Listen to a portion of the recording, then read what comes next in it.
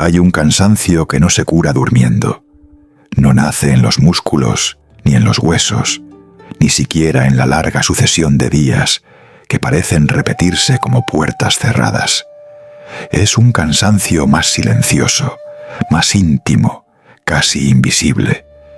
Vive detrás de los ojos de quien sonríe mientras sostiene demasiadas cosas por dentro. Vive en la respiración corta de quien responde mensajes, cumple tareas, revisa horarios, organiza el futuro, controla el tono de su voz, la imagen que proyecta, las palabras que dice, las palabras que calla. Es el cansancio de quien no puede soltar, no porque no quiera descansar, sino porque ha confundido descansar con abandonar, no porque ame el sufrimiento, sino porque en algún rincón profundo de su mente aprendió que si deja de sostenerlo todo, algo terrible ocurrirá, que si no anticipa cada posibilidad, será herido, que si no controla cada gesto, será rechazado, que si no se adelanta al dolor, el dolor lo alcanzará con más fuerza. Y así, el ser humano moderno vive como alguien que intenta dormir con una mano cerrada. Cierra la mano sobre sus planes, sobre sus vínculos, sobre su reputación, sobre el pasado que no cambia y el futuro que aún no existe. Cierra la mano sobre la vida, esperando que la vida permanezca quieta. Pero la vida, como el agua, no está hecha para ser sujetada. Cuanto más fuerte la apretamos, más se escapa entre los dedos.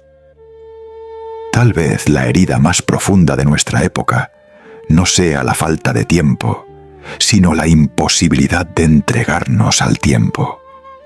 No es que tengamos demasiadas cosas que hacer, es que hemos olvidado cómo permitir que algo sea. Hemos aprendido a intervenir, a corregir, a optimizar, a medir, a vigilar. Incluso cuando estamos en silencio, una parte de nosotros sigue trabajando. Incluso cuando el cuerpo se sienta, la mente continúa levantando muros. Queremos paz, pero queremos una paz que podamos controlar.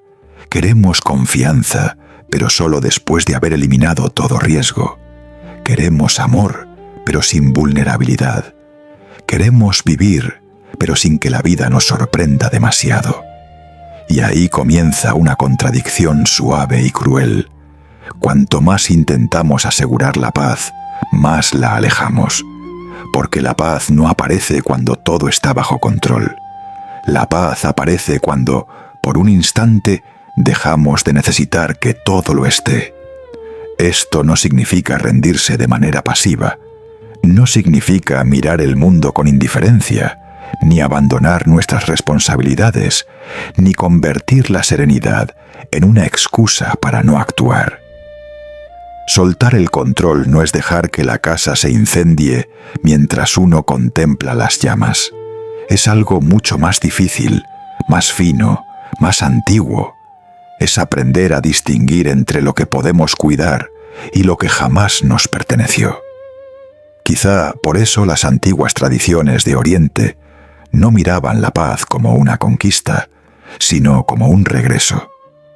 Para muchos maestros japoneses, para los monjes zen que caminaban entre jardines de piedra, para los poetas que escuchaban caer una hoja como si escucharan una enseñanza, el problema del ser humano no era que la vida fuera incierta. El problema era que el ser humano se peleaba con esa incertidumbre. El río nunca prometió permanecer igual. La flor nunca prometió durar. La nube nunca prometió quedarse en el cielo con la misma forma. Solo nosotros, desde nuestra ansiedad, pedimos permanencia a lo que nació para cambiar. En Japón existe una sensibilidad antigua que contempla la impermanencia no como una tragedia, sino como una forma de belleza. Se llama mono no aware. En su sentido más visible, habla de esa melancolía delicada que sentimos ante lo pasajero, la flor de cerezo que cae, la tarde que se apaga, una estación que se retira sin hacer ruido. Pero en su sentido más profundo, mono no aware no es tristeza. Es una ternura despierta hacia todo lo que no podemos retener. No nos dice, sufre porque todo pasa. Nos susurra, ama con más presencia porque todo pasa. Los cerezos en flor, los sakura, son quizá la imagen más conocida de esta percepción. Durante unos pocos días, las ramas se llenan de una claridad rosada, frágil, casi irreal. La gente camina bajo los árboles, se reúne, contempla, bebe té, guarda silencio. Pero nadie espera que esas flores duren. Nadie se indigna porque el viento las desprenda. Nadie acusa al árbol de traición cuando los pétalos caen. Y sin embargo, con nuestra propia vida, hacemos exactamente eso. Nos indignamos cuando una etapa termina. Nos sentimos traicionados cuando una persona cambia. Nos aferramos a una versión de nosotros mismos que ya no puede respirar. Queremos que ciertos momentos permanezcan intactos, como si el corazón pudiera conservarlos en una habitación sin polvo. Pero lo que ocurre no es que la vida nos quite las cosas. Lo que ocurre es que la vida continúa. Y a veces llamamos pérdida a aquello que simplemente ha cumplido su estación. Mono no aware nos enseña que soltar el control empieza por mirar la caída de los pétalos sin cerrar los ojos. No se trata de negar el dolor. El dolor tiene su dignidad. Hay despedidas que atraviesan el pecho como una lluvia fría. Hay cambios que desordenan todo lo que creíamos ser. Pero una cosa es sentir el dolor de lo que cambia, y otra muy distinta es luchar contra la ley misma del cambio. La mente moderna se resiste porque ha convertido la estabilidad en un ídolo. Quiere respuestas rápidas, vínculos garantizados, identidades fijas, resultados previsibles. Pero la vida profunda nunca ha obedecido del todo a los calendarios humanos. Lo esencial madura en secreto.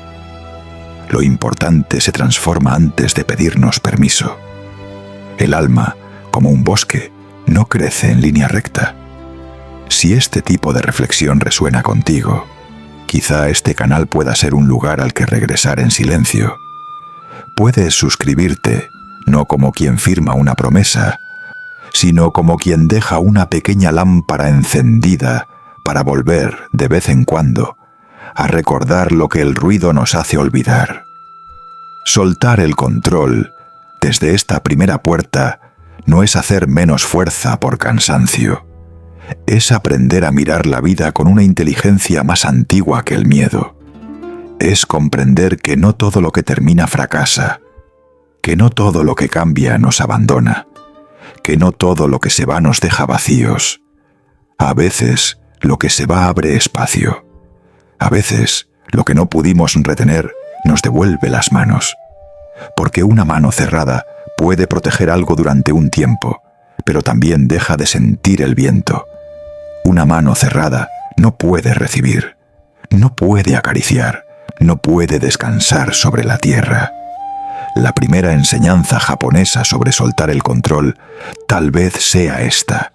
No somos los dueños de la flor. Solo somos invitados a contemplar su breve resplandor. Y cuando cae, no cae contra nosotros. Cae porque pertenece al ritmo secreto de todas las cosas. El sufrimiento no comienza cuando el pétalo toca el suelo. Comienza cuando exigimos que vuelva a la rama. La segunda puerta se abre cuando dejamos de preguntar, ¿cómo puedo hacer que la vida obedezca? Y comenzamos a preguntar, con una humildad más honda, ¿qué parte de mí sigue creyendo que vivir significa dominar?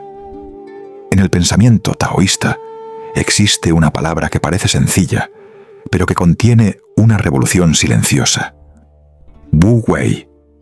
A menudo se traduce como no acción, pero esa traducción puede engañarnos. Wu Wei no significa no hacer nada.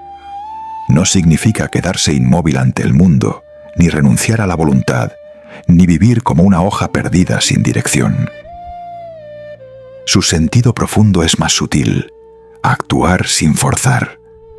moverse con la corriente de las cosas, no contra la textura secreta de la realidad. El agua es el gran maestro de Wu Wei. No discute con la piedra, no la insulta, no intenta convencerla de apartarse, simplemente la rodea. Desciende cuando debe descender, se ensancha cuando encuentra espacio, espera cuando no hay salida. Y con el tiempo, sin levantar la voz, termina modelando montañas. El ser humano moderno, en cambio, suele vivir como si todo obstáculo fuera una ofensa personal.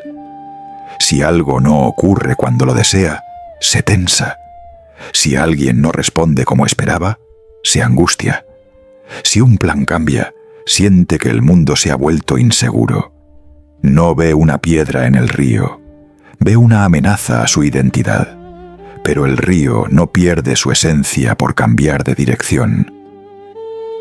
Esta es una de las enseñanzas más difíciles de aceptar. La flexibilidad no es debilidad. La rigidez no es fortaleza. Muchas veces lo que llamamos carácter es solamente miedo endurecido. Nos aferramos a una forma de hacer las cosas, a una imagen de cómo debería ser nuestra vida, a una idea de cómo deberían comportarse los demás, y creemos que esa firmeza nos protege. Pero lo rígido se rompe antes que lo vivo. Un bambú no sobrevive al viento porque sea más fuerte que el viento. Sobrevive porque sabe inclinarse. En Japón, esta comprensión se encuentra también en la sensibilidad del chunan, la suavidad flexible. No es una palabra que se use siempre como concepto espiritual, pero expresa una cualidad profundamente oriental: la capacidad de adaptarse sin perder el centro. En la superficie, Yunnan habla de ser maleable, dúctil, capaz de cambiar según las circunstancias. En su sentido más profundo, habla de una confianza interior tan serena que ya no necesita convertir cada cambio en una batalla. Porque hay una diferencia inmensa entre ceder por miedo y ceder por sabiduría. Ceder por miedo es traicionarse. Ceder por sabiduría es escuchar el movimiento más grande de la vida. Quien practica esta suavidad no se abandona. Al contrario, se conoce lo suficiente como para no confundir su esencia con sus planes. Sabe que una ruta puede cambiar sin que el viaje pierda sentido. Sabe que una conversación puede no salir como esperaba sin que el vínculo pierda todo valor. Sabe que el futuro puede oscurecerse durante un tiempo sin que la vida entera se vuelva enemiga. La ansiedad moderna nace, en gran parte, de nuestra incapacidad para tolerar lo abierto. Necesitamos cerrar las historias antes de que maduren. Necesitamos saber qué somos para alguien, hacia dónde va un proyecto, cómo será el próximo año, qué pasará si fallamos, qué pensará el mundo. La mente, hambrienta de control, intenta convertir la existencia en una habitación con todas las ventanas cerradas. Pero la vida respira por las ventanas abiertas. Wu Wei nos recuerda que hay acciones que nacen del miedo y acciones que nacen de la escucha. Por fuera pueden parecer similares. Una persona puede trabajar, cuidar, hablar, decidir, construir. Pero por dentro, el origen de ese movimiento lo cambia todo. Cuando actuamos desde el miedo, cada gesto lleva una tensión secreta. Incluso el amor se vuelve vigilancia. Incluso la ayuda se vuelve dominio. Incluso la disciplina se vuelve castigo. Cuando actuamos desde la escucha, en cambio, hay una fuerza distinta, más limpia, más silenciosa. No necesitamos empujar tanto, porque no estamos intentando violentar el ritmo de las cosas. Hacemos lo que nos corresponde, pero dejamos de exigir que el universo nos garantice el resultado. No es irresponsabilidad, es reverencia. La mente controladora cree que todo depende de ella. Por eso se agota. Cree que debe sostener todas las posibilidades, prever todas las pérdidas, corregir todas las imperfecciones. Vive como un pequeño Dios cansado, obligado a administrar un mundo que nunca aceptó ser administrado. El descanso comienza cuando devolvemos a la vida a aquello que siempre fue suyo. Hay una expresión japonesa vinculada a la aceptación de lo inevitable, Shikata Ganai. Literalmente, significa algo cercano a no hay forma de evitarlo, o no se puede hacer nada al respecto. En una lectura superficial, podría sonar a resignación triste, pero en una lectura más profunda, Shikata Ganai no es derrota. Es la sobriedad espiritual de quien reconoce el límite exacto de su poder. No todo puede ser cambiado, no todo puede ser reparado, no todo puede ser entendido en el momento en que duele. Y esto, lejos de ser una condena, puede convertirse en una forma de paz. En la cultura japonesa, marcada durante siglos por terremotos, incendios, tifones, guerras, pérdidas y reconstrucciones, esta actitud no nació de una teoría cómoda, sino de una convivencia íntima con la fragilidad.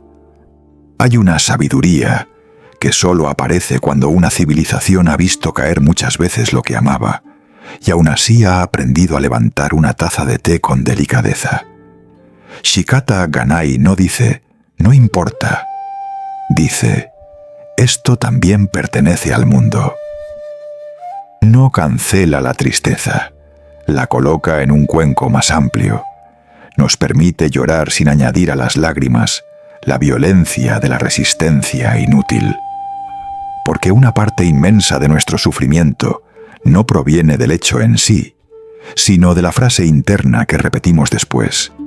Esto no debería estar pasando, pero está pasando. Y hay momentos en los que la paz no llega porque hayamos encontrado una solución, sino porque hemos dejado de pelear contra la existencia de la herida. La herida sigue ahí, pero ya no la apretamos con las manos. El dolor sigue respirando, pero ya no lo convertimos en enemigo. Algo dentro de nosotros se sienta al borde del incendio y por primera vez deja de preguntarle al fuego por qué es fuego. Esto es profundamente difícil para una mente educada en la eficiencia. Nos enseñaron que todo problema debe resolverse, que toda emoción debe gestionarse, que toda incertidumbre debe reducirse. Pero hay dolores que no piden ser resueltos de inmediato. Piden ser acompañados. Hay noches que no se abren a golpes. Hay inviernos que no terminan porque gritemos al cielo, sino porque el tiempo lentamente hace su trabajo invisible bajo la tierra. Soltar el control, entonces, no es renunciar a actuar, es renunciar a la arrogancia de creer que nuestra acción debe eliminar todo misterio. Wu Wei nos invita a movernos como el agua. Yunnan nos invita a inclinarnos como el bambú. Shikata Ganai nos invita a reconocer, sin humillación, aquello que no está en nuestras manos. Y entre estas tres enseñanzas comienza a aparecer una paz distinta. No la paz brillante de quien tiene todo resuelto. No la paz frágil de quien solo está tranquilo porque nada lo contradice. Sino una paz más profunda, más antigua, más parecida a una piedra cubierta de musgo.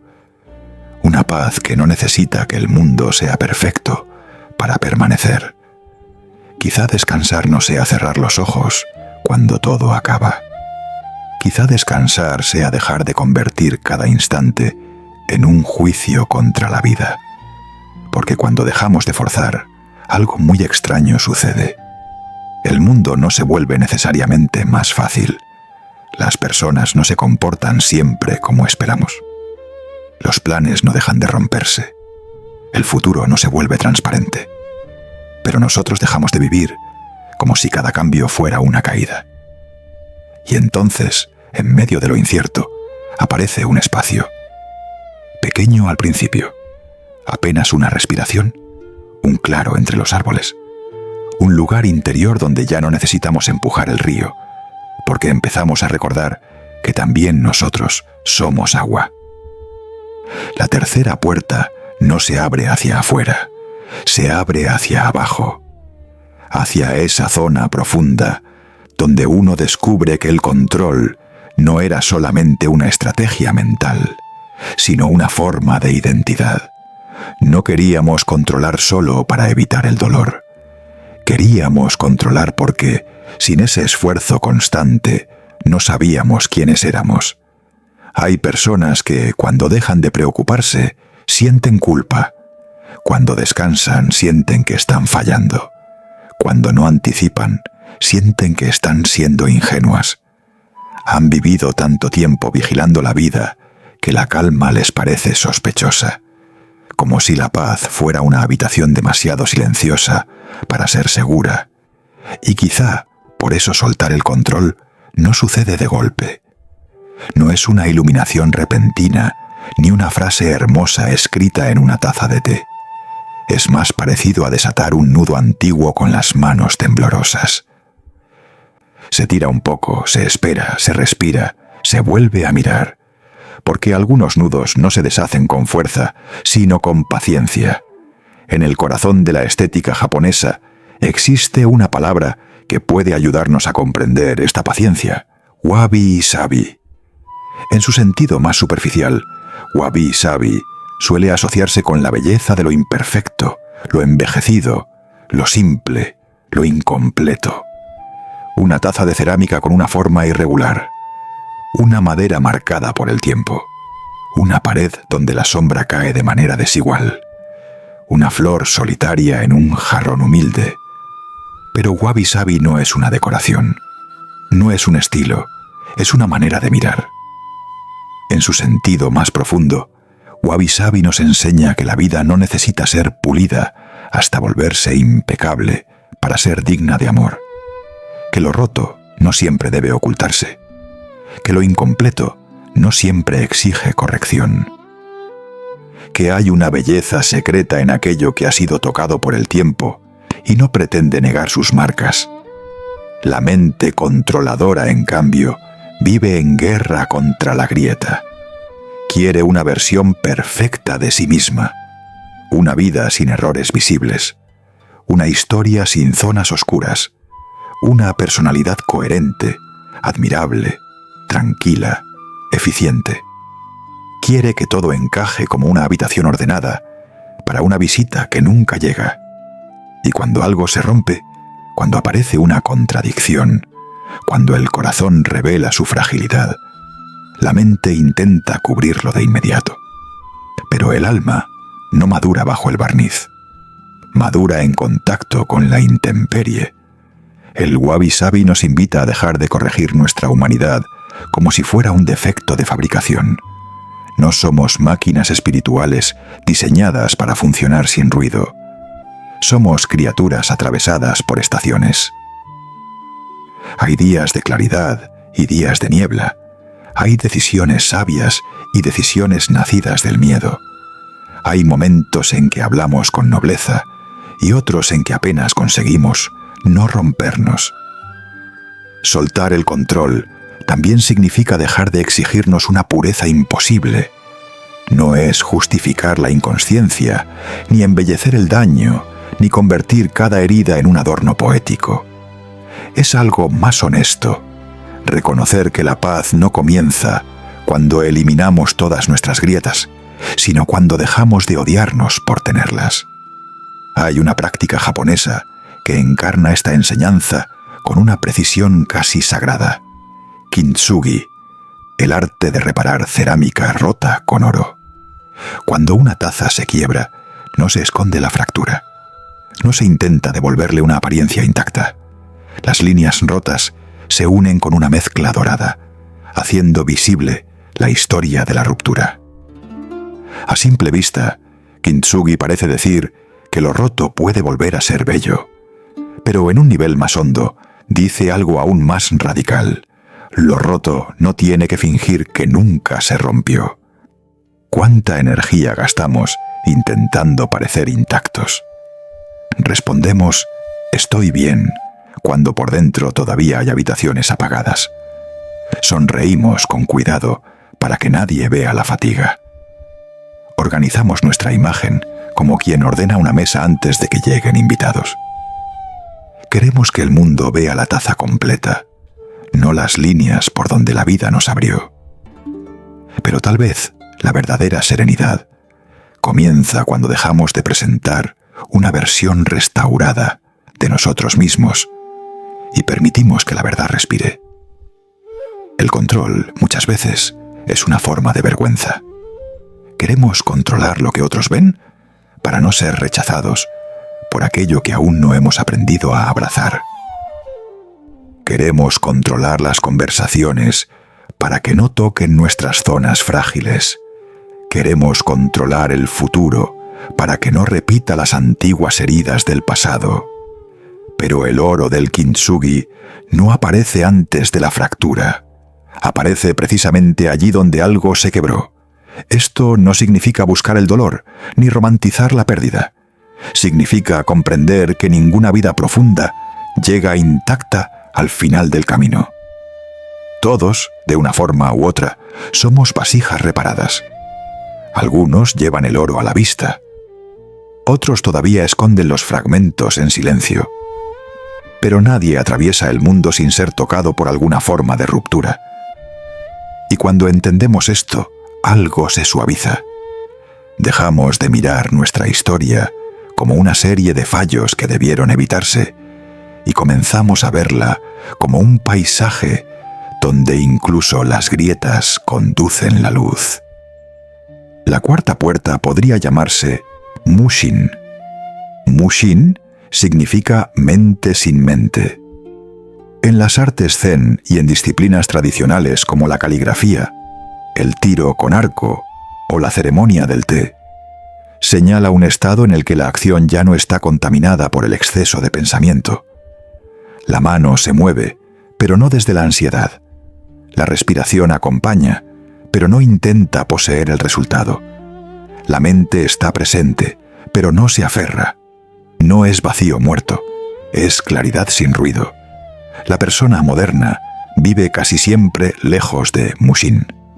Incluso cuando realiza algo sencillo, la mente comenta, compara, anticipa, juzga. Mientras come, piensa en lo que falta. Mientras camina, revisa lo que dijo. Mientras escucha, prepara una respuesta. Mientras descansa, calcula lo que debería estar haciendo. Nunca estamos completamente en el lugar donde estamos. Y por eso la vida nos parece más pesada de lo que es. No cargamos solo el instante, cargamos la interpretación del instante, el miedo al próximo instante, la memoria de instantes parecidos, la exigencia de que este instante confirme nuestra idea de control. Mushin no nos pide eliminar el pensamiento, nos pide dejar de obedecer cada pensamiento como si fuera una orden imperial. Hay una libertad inmensa en descubrir que una idea puede cruzar la mente sin convertirse en jaula, que una emoción puede levantarse como viento y no destruir la casa, que una preocupación puede aparecer y aún así no necesitamos sentarla en el trono. La paz no consiste en tener una mente silenciosa para siempre, consiste en no convertir cada ruido interno en destino. Y así llegamos a la última puerta, quizá la más sencilla y la más difícil. Zazen, sentarse. Solo eso, sentarse. En la tradición zen, zazen no es sentarse para lograr algo. No es una técnica para volverse más productivo, más brillante, más admirable. En su expresión más pura, zazen es sentarse sin añadir nada. Respirar, habitar el cuerpo. Permitir que el mundo sea mundo sin nuestra intervención inmediata. Para una civilización obsesionada con hacer, esta quietud parece inútil. Pero quizá lo inútil sea precisamente lo que salva al alma de convertirse en herramienta. Sentarse en silencio es una forma de devolverle al instante su dignidad. Es dejar de usar la vida solamente como un puente hacia otra cosa. Es reconocer que no todo debe producir, mejorar, avanzar, demostrar. A veces, El acto más profundo no es subir una montaña, sino dejar de huir del lugar donde estamos. En Zazen, uno no controla la respiración como quien dirige un ejército. La acompaña, la siente entrar y salir, vuelve cuando se pierde, vuelve sin violencia, vuelve sin convertir la distracción en culpa. Y quizá ahí está toda la enseñanza, volver sin violencia. Porque soltar el control no es hacerlo perfecto, no es dejar de sentir miedo de una vez y para siempre, no es convertirse en una figura serena, iluminada, inalcanzable, sentada bajo un pino mientras el mundo arde. Es notar la mano cerrada y abrirla un poco. Es sentir que la ansiedad vuelve y no odiarnos por ello. Es recordar una y otra vez que no vinimos a dominar la vida, sino a participar en su misterio. El arte japonés de soltar el control y descansar en paz no es una idea exótica, ni una filosofía lejana, encerrada en templos antiguos. Es una verdad sencilla, repetida por el viento en los bambúes, por la nieve sobre los tejados, por el té que se enfría lentamente en una taza irregular. Todo cambia, todo pasa, todo se quiebra y vuelve a tomar forma, todo respira sin pedirnos permiso. Y nosotros, que durante tanto tiempo creímos que la paz dependía de sujetarlo todo, empezamos a comprender que la paz quizá estaba esperando en el gesto contrario, no en apretar, sino en abrir, no en vencer al río, sino en escuchar hacia dónde fluye, no en impedir que caiga el pétalo, sino en estar despiertos cuando toca la tierra. Imagina entonces, al final de este camino, un jardín japonés al caer la tarde. No hay nada espectacular en él, solo piedras, musgo, arena rastrillada, un pino inclinado por los años, una lámpara de piedra comenzando a oscurecerse. El aire no explica nada, el silencio no exige nada. Una hoja cae lentamente sobre la grava y nadie intenta devolverla a la rama. La hoja cae, el jardín permanece. Y en esa imagen, si escuchas con atención, hay una enseñanza que no necesita palabras. Descansar en paz no es que la vida deje de moverse, es dejar de pedirle a la vida que se quede inmóvil para poder confiar. Porque quizá tú no eres la mano que debe sostener el mundo, quizá eres el cuenco, y la vida, con todo su dolor, su belleza, sus pérdidas, sus comienzos, sus estaciones y sus despedidas, no vino para ser encerrada dentro de ti. Vino para pasar a través de ti como el agua clara pasa por una fuente antigua, sin prisa, sin permiso, sin miedo.